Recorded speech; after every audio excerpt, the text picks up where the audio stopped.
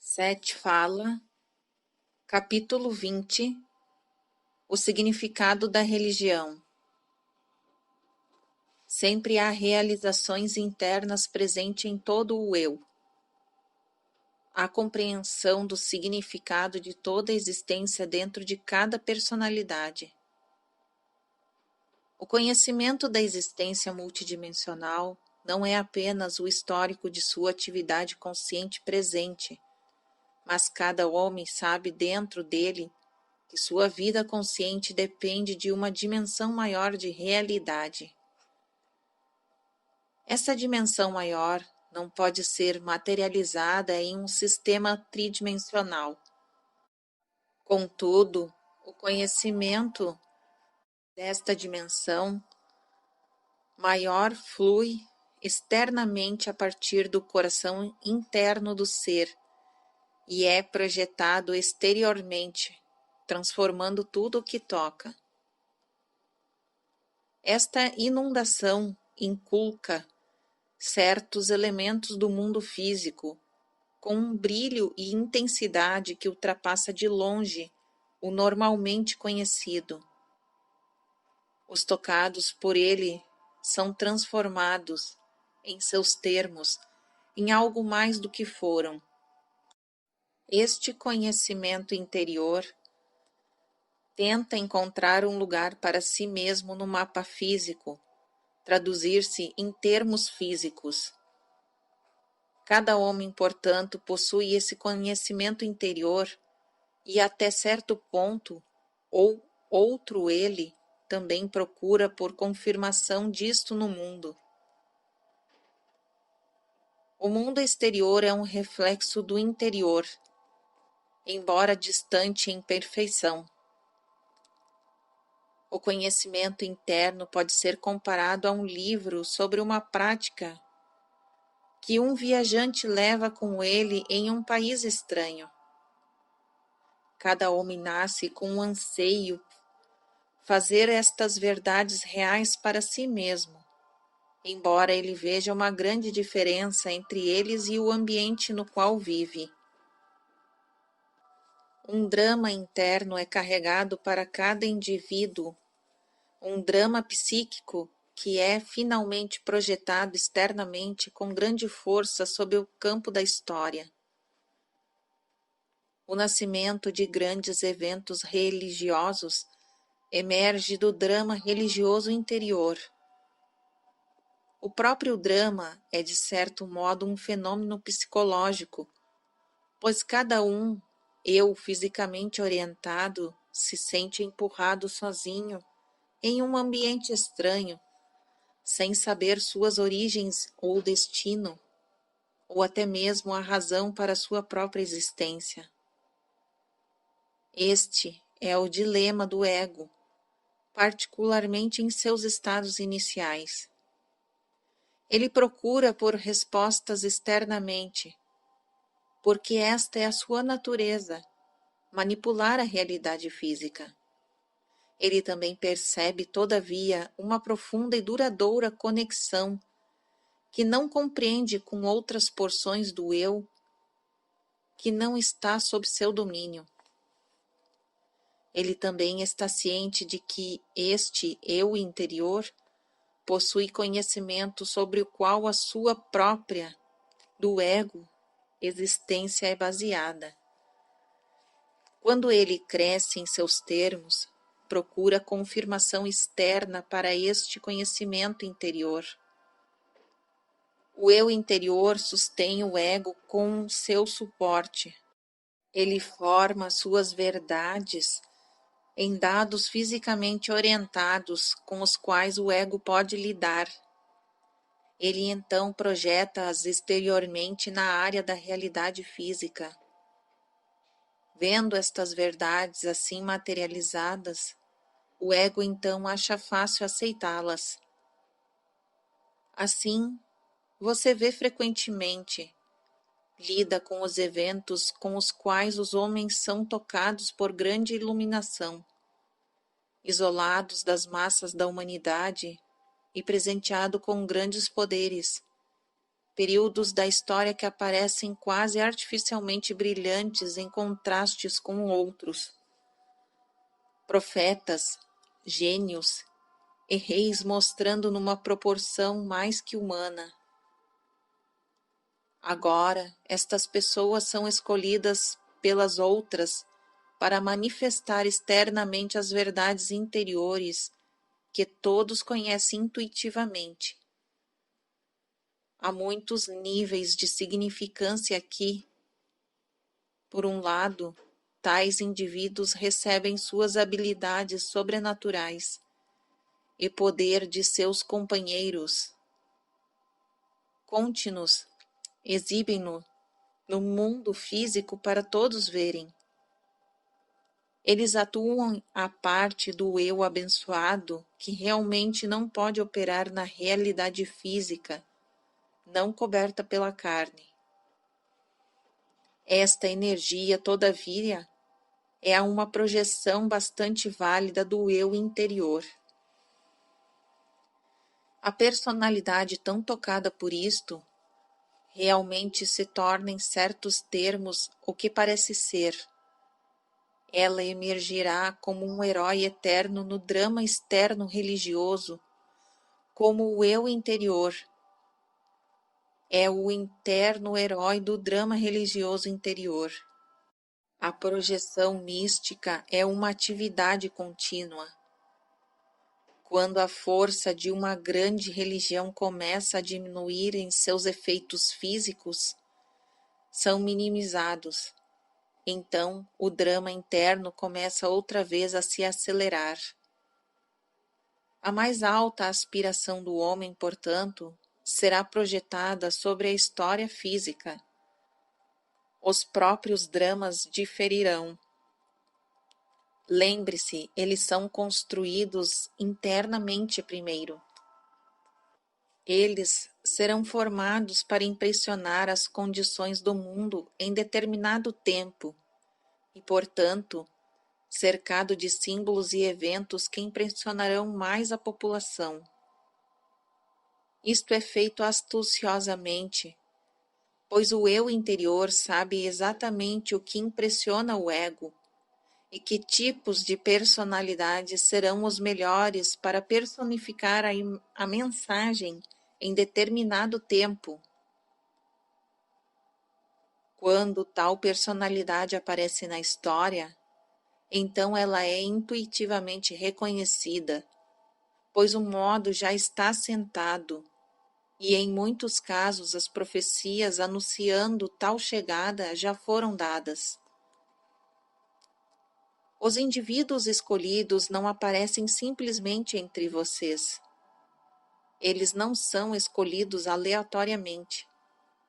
São indivíduos que tornaram sobre si a responsabilidade por este papel.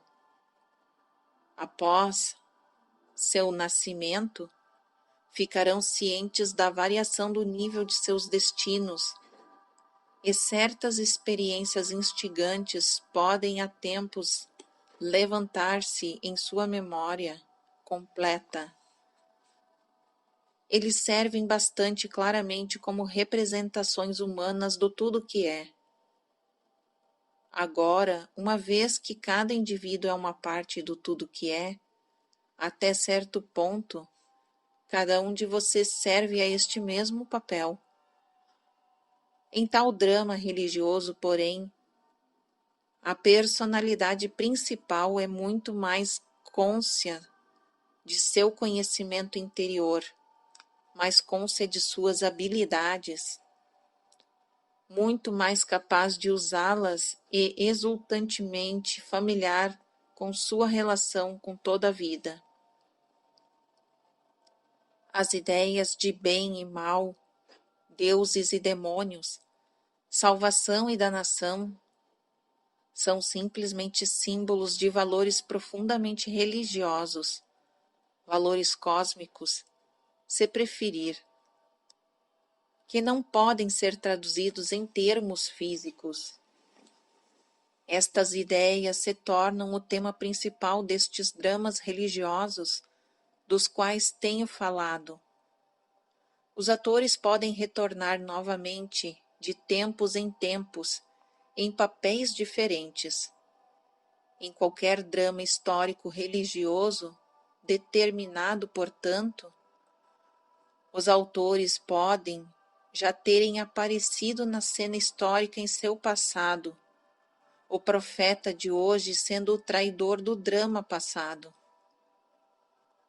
Estas entidades psíquicas são reais, porém, é bastante verdade dizer que suas realidades consistem não apenas no âmago de suas próprias identidades, mas também são reforçadas por aqueles pensamentos projetados e sentimentos da audiência terrena por quem o drama é encenado. Identificações psíquicas ou psicológicas são de grande importância aqui e realmente estão no coração de todos os tais dramas. Em um sentido, você pode dizer que o homem identifica-se com os deuses que ele mesmo criou. O homem não entende a qualidade magnífica de sua própria inventividade e poder criativo, portanto. Então, digamos que deuses e homens criaram um ao outro, e você chegará até mesmo mais próximo da verdade, mas apenas se você for muito cuidadoso em suas definições, pois como exatamente deuses e homens diferem. Os atributos dos deuses são aqueles inerentes ao próprio homem, ampliados, trazidos para o poder da atividade. Os homens acreditam que os deuses vivem eternamente. Os homens vivem eternamente, mas esquecendo-se disso, tendo se esquecido, lembram-se apenas de presentear seus deuses com estas características.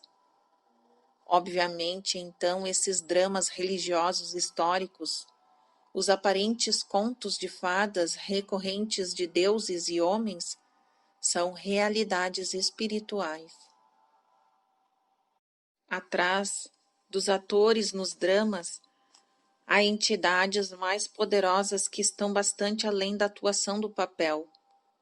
As próprias peças, então, as religiosas que revelam através das eras, estas são simplesmente peças, embora auxiliares.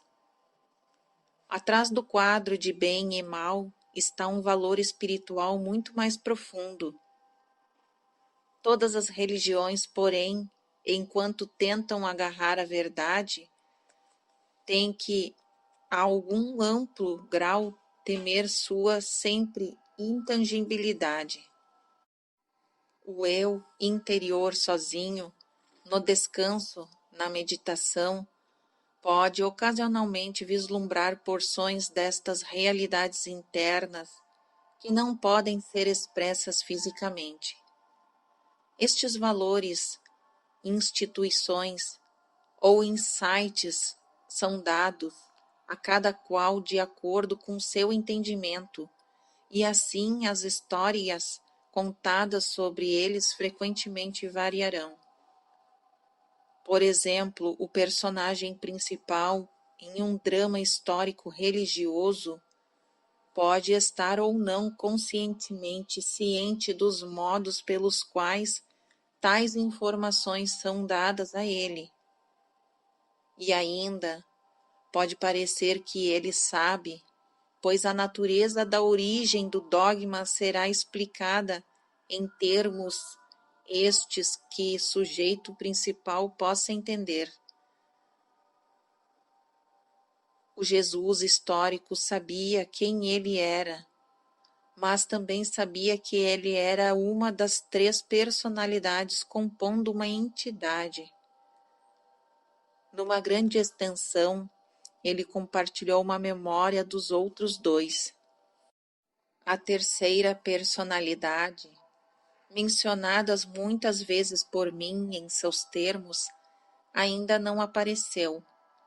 embora sua existência tenha sido profetizada como a segunda vinda.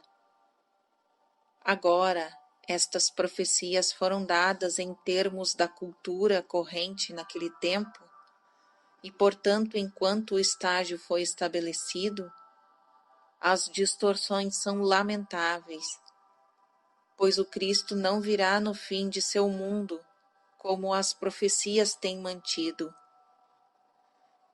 Ele não virá para recompensar os justos e mandar os transgressores para a maldição eterna.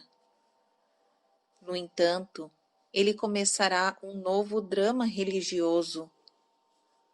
Uma certa continuidade histórica será mantida, como aconteceu uma vez antes, porém, ele não será conhecido amplamente por quem é. Não haverá proclamação gloriosa, a qual todo mundo reverencie.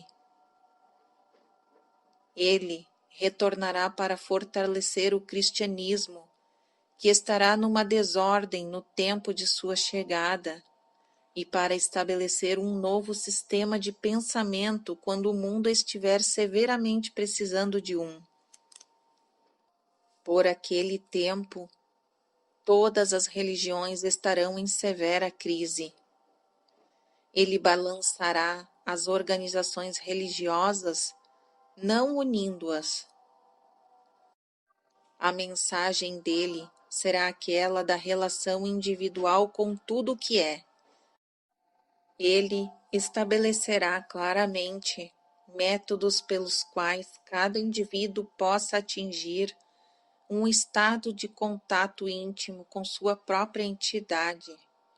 A entidade, até certo ponto, sendo o mediador do homem com o tudo que é.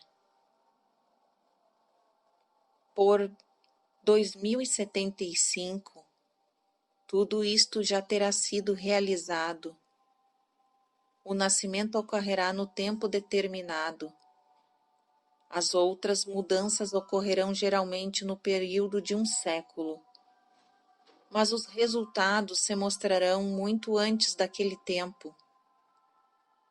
Por causa da natureza plástica do futuro, em seus termos, a data não pode ser considerada final. Todas as probabilidades apontam para esta direção, porém, pois o impulso interno já está se formando os eventos. Você pode fazer uma anotação aqui de que Nostradamus viu a dissolução da Igreja Católica de Roma como o final do mundo. Ele não poderia imaginar a civilização sem ela. Consequentemente, muitas de suas predições deveriam ser lidas com isso em mente.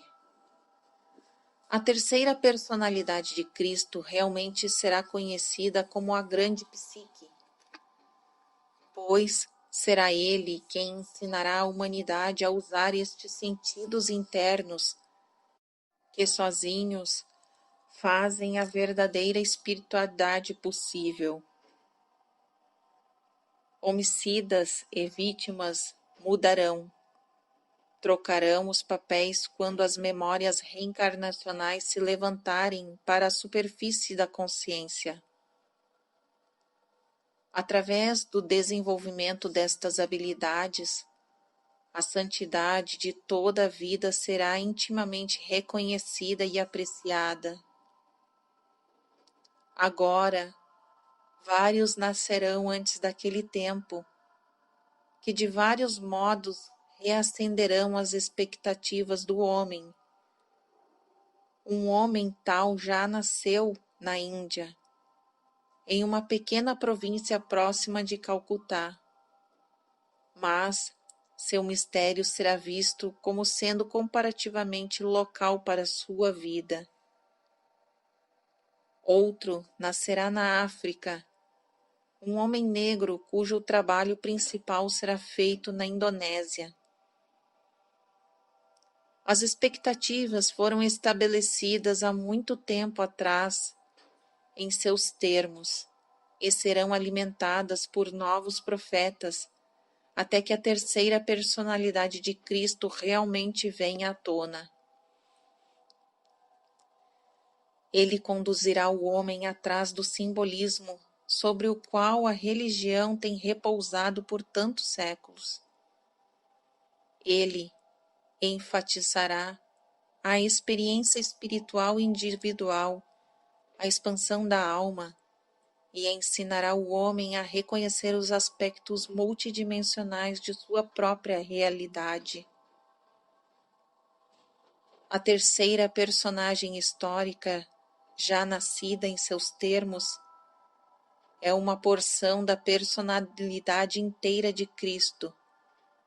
Assumirá sobre si mesma o papel de um zelote. Esta pessoa teve energia superior e poder, e grandes habilidades de organização, mas foram os erros que ela fez involuntariamente que perpetuaram algumas distorções perigosas. Os registros deste período histórico são dispersos e contraditórios. O homem agora, historicamente, era Paulo, ou Saulo. Foi dado a ele o estabelecimento de uma estrutura, mas era para ser uma estrutura de ideias, não de regulamentos, de homens, não de grupos. Aqui, ele caiu e retornará como a terceira personalidade, há pouco mencionada em seu futuro. A este respeito, porém, não há 4 personalidades. Agora, Saulo foi para grandes distâncias para estabelecer-se como uma entidade separada. Suas características, por exemplo, eram aparentemente bastante diferentes destas do Cristo histórico. Ele foi convertido em uma intensa experiência pessoal, um fato que foi impressivo para ele no aspecto pessoal e não organizacional. Ainda algumas façanhas dele em sua vida inicial foram atribuídas a Cristo, não como um homem jovem, mas antes. Todas as personalidades têm livre vontade e trabalham seus próprios desafios. O mesmo se aplicava a Saulo, porém as distorções organizacionais também foram necessárias na estrutura da história como os eventos são entendidos. As tendências de Saulo eram conhecidas, porém a outro nível. Elas serviam a um propósito. É por esta razão, portanto, que ele emergirá uma vez mais, desta vez para destruir estas distorções. Agora, ele não as criou sozinho e as empurrou sobre a realidade histórica. Ele as criou na medida em que se viu forçado a admitir certos fatos. Naquele mundo, daquele tempo, poderes terrenos eram necessários para manter as ideias cristãs à parte de outras inúmeras teorias e religiões, para mantê-las no meio de facções de guerra. Era trabalho dele formar uma estrutura física. No mesmo então, ele estava com medo de que a estrutura estrangularia as ideias, mas ele não viu outro modo. Quando a terceira personalidade reemergir historicamente, porém, ele não será chamado de velho Paulo, mas carregará consigo as características de todas as 3 personalidades. Paulo tentou negar saber que ele era até sua experiência com a conversão. Alegoricamente, representou uma facção da guerra do eu que lutava contra o seu mesmo conhecimento e é orientado de um modo altamente físico. Parecia que ele ia de um extremo a outro, sendo contra o Cristo e então por ele. Mas a veemência interior sempre esteve presente, o fogo interno e o reconhecimento que ele tentou esconder por tanto tempo. A sua era a porção que ele dava com a realidade física e a manipulação, e assim estas qualidades eram fortes nele. Até certo ponto elas o dominavam. Quando o Cristo histórico morreu, Paulo estava para implementar as ideias espirituais em termos físicos para continuar. Fazendo assim, porém, ele cultivou as sementes de uma organização que sufocaria as ideias. Ele hesitou depois de Cristo, como João Batista que veio antes. Juntos os três atravessaram algum período de tempo. Você vê, João e o Cristo histórico, cada um executou seus papéis e estavam satisfeitos por terem feito isso. Paulo sozinho foi deixado no final insatisfeito, e assim é sobre a personalidade dele que o Cristo futuro formará. A entidade da qual estas personalidades são parte, aquela entidade que você pode chamar de Cristo entidade, estava atenta a estes assuntos. As personalidades terrestres não estavam cientes deles, embora, em períodos de transe e exaltação, muito foi feito conhecido para eles. Paulo também representou a natureza militante do homem, que teve que ser levado em consideração na linha do desenvolvimento do homem na época. Aquela qualidade militante no homem mudará completamente sua natureza e será dispensado como você conhece quando a próxima personalidade de Cristo emergir. É então apropriado que Paulo esteja presente.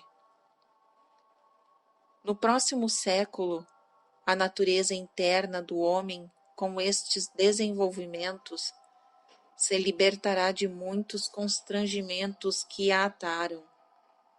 Uma nova era realmente começará. Agora, não um céu em terra, mas um mundo mais são e justo, no qual o homem seja muito mais ciente de sua relação com seu planeta e de sua liberdade no tempo.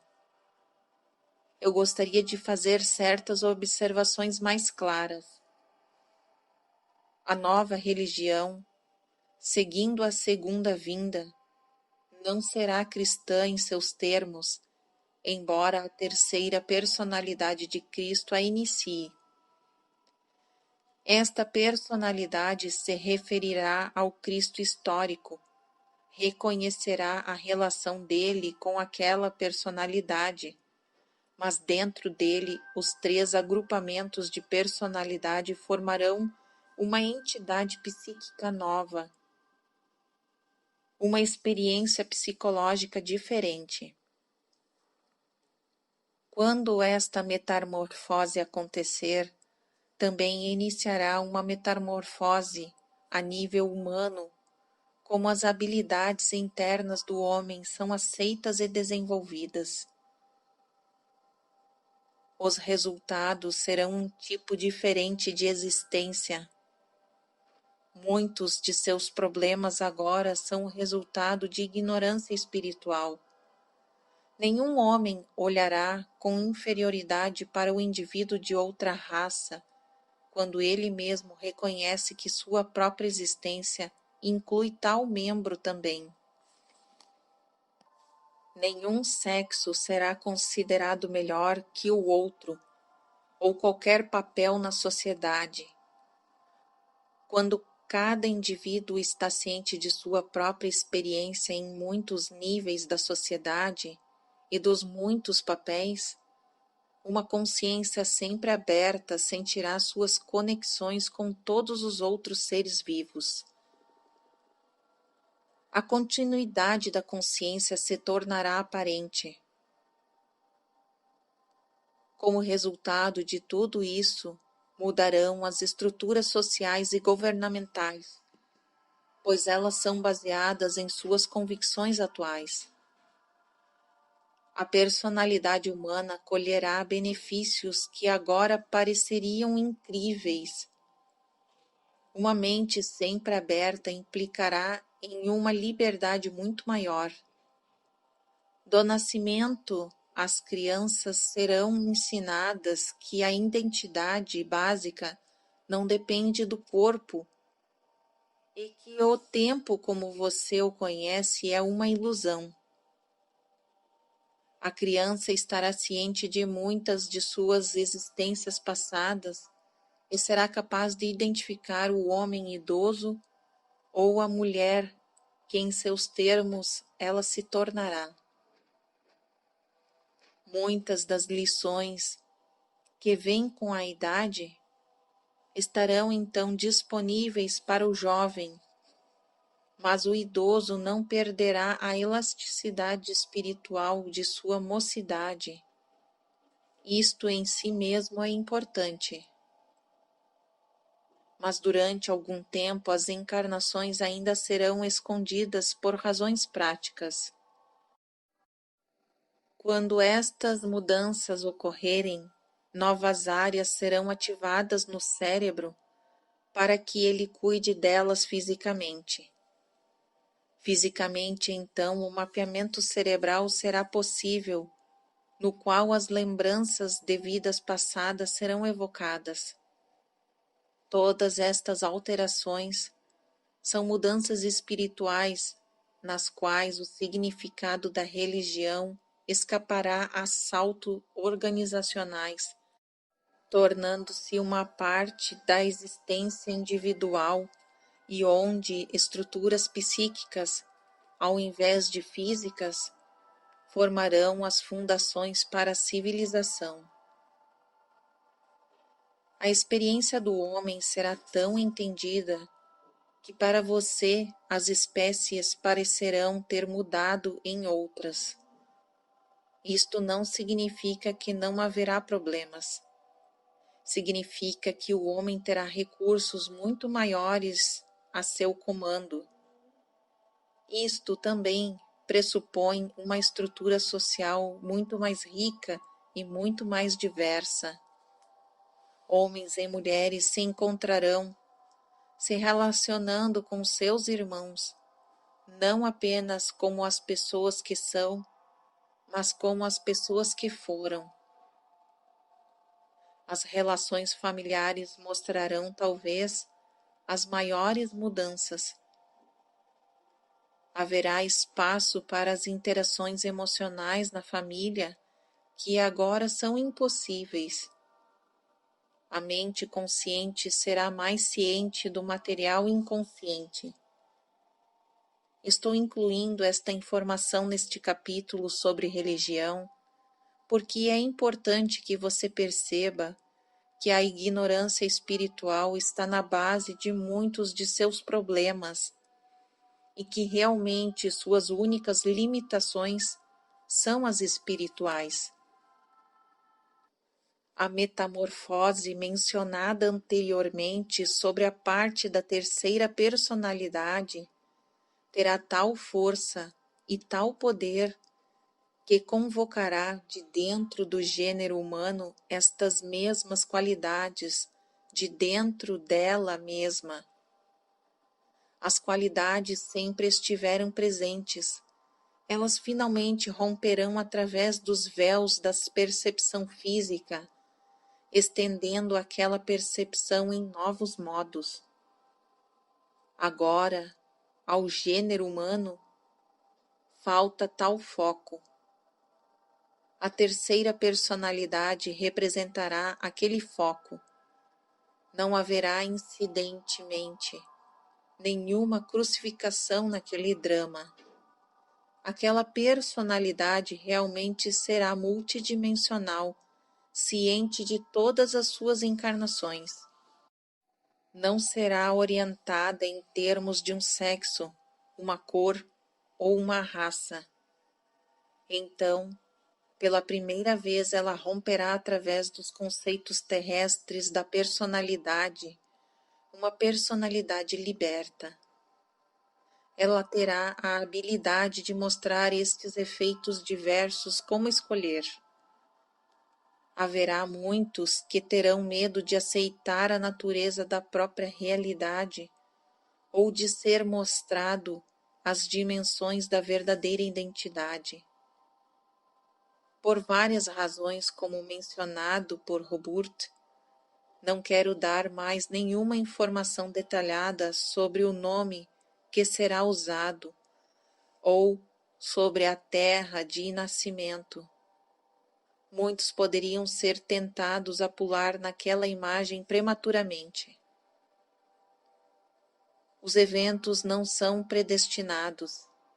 A estrutura para este aparecimento já foi estabelecida, porém, dentro de seu sistema de probabilidades. O aparecimento desta terceira personalidade afetará diretamente o drama histórico original do Cristo, como agora é conhecido. Há e deve haver interações entre eles. Os dramas religiosos exteriores são, é claro, representações imperfeitas das realidades espirituais que se desenrolam continuamente. As várias personalidades, os deuses e profetas na história religiosa, estes absorvem as projeções interiores da massa, jogadas por aqueles que habitam uma determinada medida do tempo. Tais dramas religiosos focam, se dirigem e esperançosamente clareiam aspectos da realidade interior que precisa ser fisicamente representada. Estes não aparecem apenas em seu próprio sistema. Muitos também são projetados em outros sistemas de realidade. Porém, a religião por si sempre é fachada externa da realidade interna. A existência espiritual primária sozinha dá significado à física. Nos termos mais reais, a religião deveria incluir todas as perseguições do homem na procura dele pela natureza do significado e da verdade. A espiritualidade não pode ser algo isolado, uma atividade especializada ou característica. Dramas religiosos exteriores são importantes e valiosos apenas à extensão em que são e refletem fielmente a natureza da existência espiritual interna. A extensão em que um homem sente que sua religião expressa tal experiência interior, ele sentirá que ela é válida. A maioria das religiões por si, porém, estabelece certos grupos permissíveis a experiências enquanto nega outros. Eles se limitam aplicando os princípios da santidade, devida apenas às suas próprias espécies, e frequentemente para grupos altamente limitados dentro dela. Em nenhum momento qualquer, igreja determinada é capaz de expressar a experiência interior de todos os indivíduos. Em nenhum momento qualquer igreja se pegará na posição na qual pode efetivamente reduzir a experiência interior de seus membros. Ela apenas parecerá fazer isso. As experiências proibidas simplesmente serão expressas inconscientemente, reunidas fortemente e com vitalidade, e se elevarão para formar uma projeção contada, que irão então formar outra, novos dramas religiosos exteriores. Os dramas em si mesmos expressam certas realidades internas e servem como lembranças superficiais para aqueles que não confiam na experiência direta com o seu eu interior. Eles assumirão os símbolos como realidade. Quando eles descobrirem que não é assim, eles se sentem traídos. Cristo falou em termos de pai e filho, porque em seus termos, naquele momento, este era o método usado. A história que ele contou para explicar a relação entre o eu interior e o indivíduo fisicamente vivo, nenhuma religião nova realmente surpreende qualquer um, pois o drama já foi encenado subjetivamente. O que eu disse, é claro, se aplica muito, tanto a Buda quanto a Cristo. Ambos aceitaram as projeções interiores e então tentaram representá-las fisicamente. Eles foram, porém, mais que a soma dessas projeções. Isto também deveria ser entendido. O maometismo malogrou. Neste caso, as projeções foram predominantemente de violência. Amor e parentesco eram secundários ao que realmente chegou ao batismo e comunhão, através da violência e sangue. Nestes dramas religiosos exteriores contínuos, os hebreus encenaram um papel estranho. A ideia deles de um Deus não era nova para eles. Muitas religiões antigas mantiveram a convicção de um Deus acima de todos os outros. Porém, este Deus acima de todos os outros era um Deus mais suave do que o que os hebreus seguiram. Muitas tribos acreditaram bastante justamente no espírito interior que penetra cada coisa viva, e eles se referiram frequentemente ao que, digamos, o Deus na árvore ou o espírito na flor. Mas eles também aceitaram a realidade de um espírito global, do qual estes espíritos menores eram senão uma parte. Todos trabalhavam juntos harmoniosamente. Os hebreus conceberam um Deus inspetor, um bravo e justo, e às vezes um Deus cruel. E muitas seitas negaram então a ideia de que os outros seres vivos, além do homem, possuíram espíritos interiores. As primeiras crenças representaram uma simbolização melhor da realidade interior, na qual o homem, observando a natureza, deixa a natureza falar e revelar seus segredos. Porém, o Deus hebreu representou uma projeção de um tipo distintamente diferente. O homem estava crescendo mais e mais ciente do ego, com um sentido de poder acima da natureza, e muitos dos milagres posteriores são apresentados de tal modo que a natureza é forçada a se comportar diferentemente do seu modo habitual. Deus se torna o aliado do homem contra a natureza. O Deus hebreu primitivo se tornou um símbolo do ego desatrelado do homem.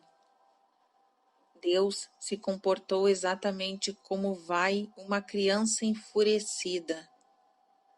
Teve estes poderes enviando trovões e raios e fogo contra seus inimigos, destruindo-os. O ego do homem emergindo, portanto, trouxe problemas emocionais e psicológicos e desafios. O senso da separação da natureza cresceu. A natureza se tornou uma ferramenta para ser usada contra os outros. Alguns dias antes do aparecimento do Deus hebreu, estas tendências eram aparentes. Em muitas religiões tribais antigas, agora esquecidas, o recurso também era fazer os deuses voltarem à natureza contra o inimigo. Antes deste tempo, porém, o homem sentia uma parte da natureza, não separado dela. Ela era considerada como uma extensão do seu ser, como ele se sentia uma extensão de sua natureza, realidade. Uma pessoa não pode usar a si mesma como uma arma contra si mesma nestes termos. Naqueles tempos, os homens falavam e confiavam nos espíritos dos pássaros, árvores e aranhas, sabendo que sob a realidade interior, a natureza destas comunicações era conhecida e compreendida. Naqueles tempos, a morte não era temida como é em seus termos agora, pois o ciclo da consciência era compreendido. O homem desejou, de um modo, sair de si mesmo, fora da natureza na qual ele tinha sua existência psicológica, para tentar desafios novos, para sair de um modo de consciência para outro. Ele quis estudar o processo da própria consciência. De um modo, isto significou uma separação gigantesca da espontaneidade interna que tinha lhe dado paz e segurança. Por outro lado, ofereceu uma criatividade nova, nos termos dele. Neste ponto, o Deus interior se tornou um Deus exterior. O homem tentou formar um reino novo, atingir um tipo diferente de foco e consciência. A consciência dele pegou uma esquina fora de si mesma. Para fazer isto, ele se concentrou cada vez menos e menos na realidade interior, e então começou o processo da realidade interior apenas, como se ela fosse projetada externamente no mundo físico. Antes, o ambiente era criado sem esforço e percebido pelo homem e todos os outros seres vivos, conhecendo a natureza da unidade interna deles. Para começar esta nova aventura, era necessário fingir que esta unidade interna não existiu. Caso contrário, o novo tipo de consciência sempre correria atrás de sua unidade interna, casa, por segurança e conforto. Assim, pareceria que todas as pontes deveriam ser cortadas, enquanto, é claro, era apenas um jogo, porque a realidade interior sempre permaneceu. O novo tipo de consciência simplesmente teve que olhar para longe disto, para inicialmente manter simplesmente um foco independente. Estou falando aqui em termos mais ou menos históricos para você. Você tem que perceber que o processo não tem nada a ver com o tempo como você o conhece, porém. Este tipo particular de aventura na consciência aconteceu antes e em seus termos acontecerá novamente. Porém, a percepção do universo exterior mudou, portanto, e parecia ser estrangeira e à parte do indivíduo que a percebeu. Então, Deus se tornou uma ideia projetada externamente, independente do indivíduo, divorciado da natureza. ele se tornou uma reflexão do ego desenvolvido do homem, como todo o seu brilho, selvageria, poder e intenção de domínio. A aventura foi altamente criativa, apesar das desvantagens óbvias, e representou uma evolução de consciência que enriqueceu a experiência subjetiva do homem e realmente acrescentou as dimensões de realidades a si mesma. Para ser organizada efetivamente, porém, a experiência interna e externa teve que aparecer como separada, eventos desconectados. Historicamente, as características de Deus mudaram como o ego do homem mudou. Porém, estas características do ego foram apoiadas por mudanças internas fortes. A propulsão original das características internamente externas na formação do ego poderia ser comparada com o nascimento de estrelas inumeráveis, um evento de consequências imensuráveis que se originaram em um nível subjetivo e dentro da realidade interna. Então, o ego nascido de dentro sempre tem que ostentar sua independência, enquanto mantém a certeza resmungona de sua origem interna. O ego temeu por sua posição, amedrontou-se pelo fato de que isto pudesse dissolvê-lo no eu interior do qual ele veio. Ainda que em seu aparecimento tenha proporcionado ao eu interior um novo tipo de avaliação, uma visão diferente, não apenas de si mesmo, mas através disto, o eu interior era capaz de vislumbrar possibilidades de desenvolvimento do qual previamente não tinha estado ciente. Em seus termos, pelo tempo de Cristo, o ego estava seguro o bastante de sua posição, de forma que o quadro projetado de Deus poderia começar a mudar. O eu interior é um estado de crescimento constante. A porção interna de cada homem, então, projetou este conhecimento externamente. A necessidade psicológica e o espiritual das espécies exigiu alterações interiores e exteriores de grande importância. Qualidades de compaixão e compreensão que foram enterradas agora poderiam vir à tona.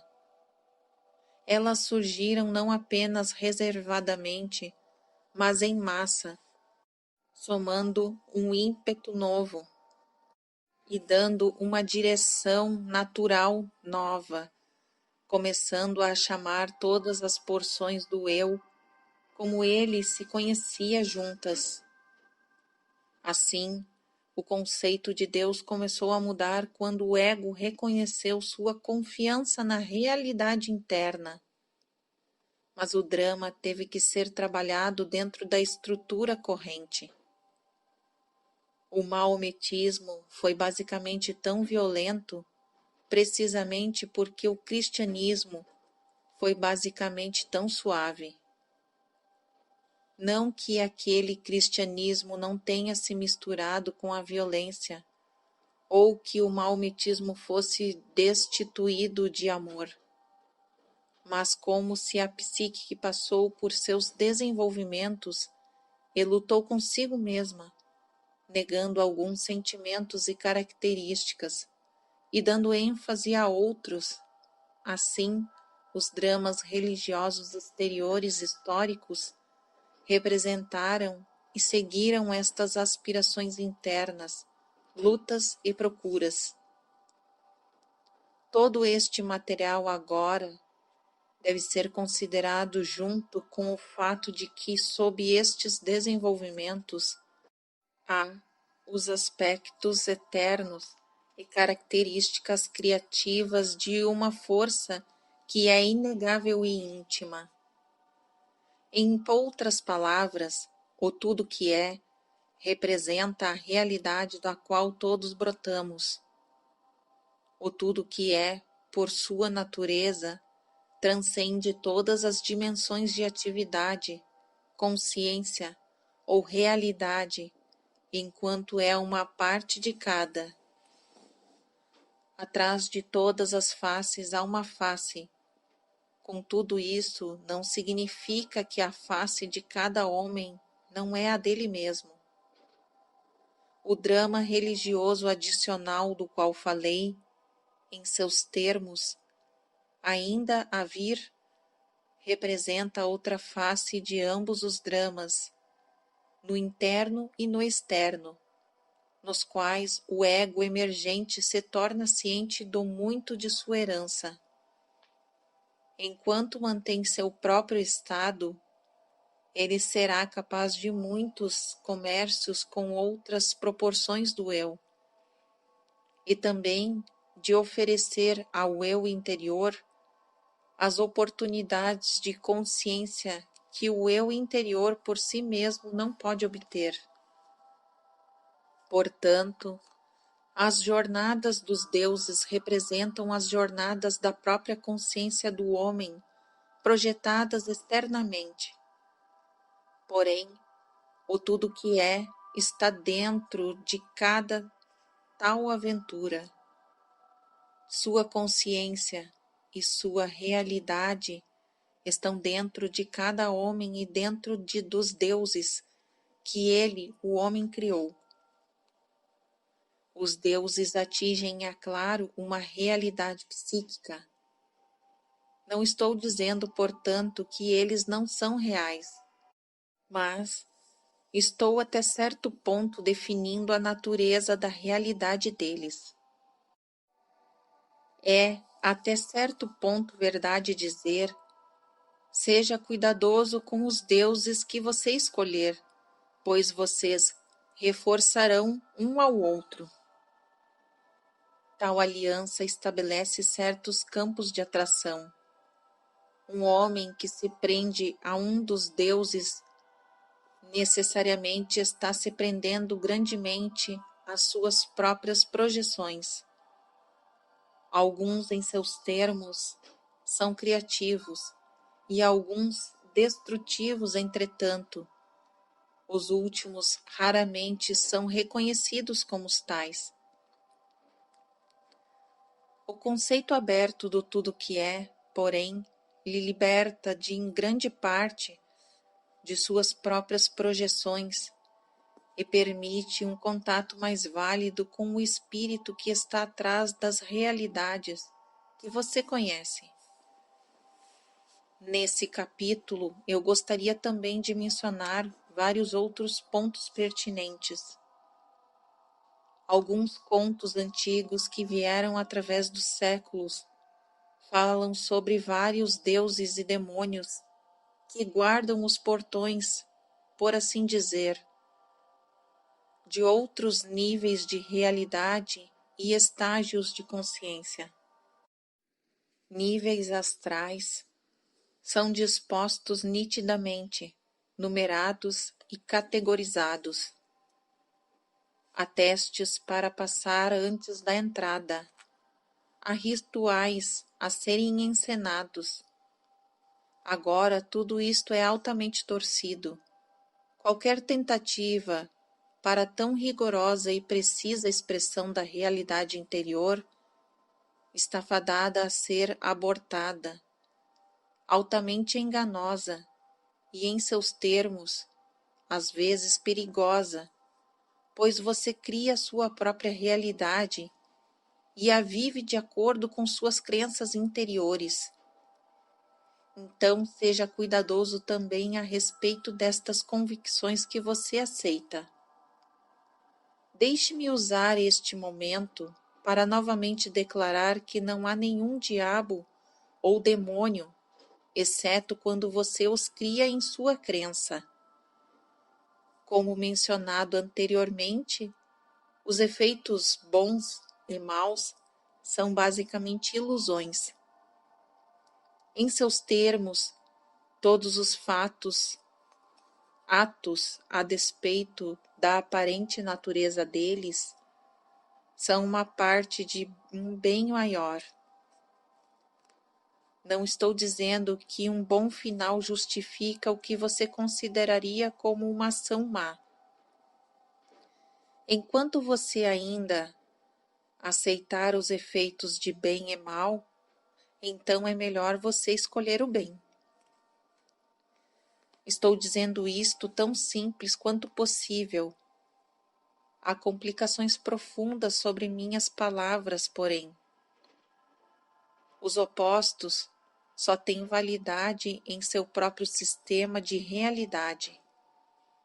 Eles são uma parte de suas suposições enraizadas, e assim você tem que lidar com eles como tais. Porém, eles representam unidades profundas que você não entende. Sua concepção de bem e mal resulta em grande parte do tipo de consciência que você adotou presentemente. Você não percebe o todo, mas porções. A mente consciente foca com uma luz rápida, limitada, mas intensa, percebendo a partir de um determinado campo de realidade apenas certos estímulos. Ela então reúne estes estímulos, formando a ligação de similaridade. Qualquer coisa que ela não aceite como uma porção de realidade, ela não percebe. O efeito dos opostos resulta então de uma falta de percepção, já que você tem que operar no mundo como percebe, então os opostos aparecerão como condições da existência. Estes elementos foram isolados por certa razão, porém. Estes elementos estiveram isolados por certa razão, porém.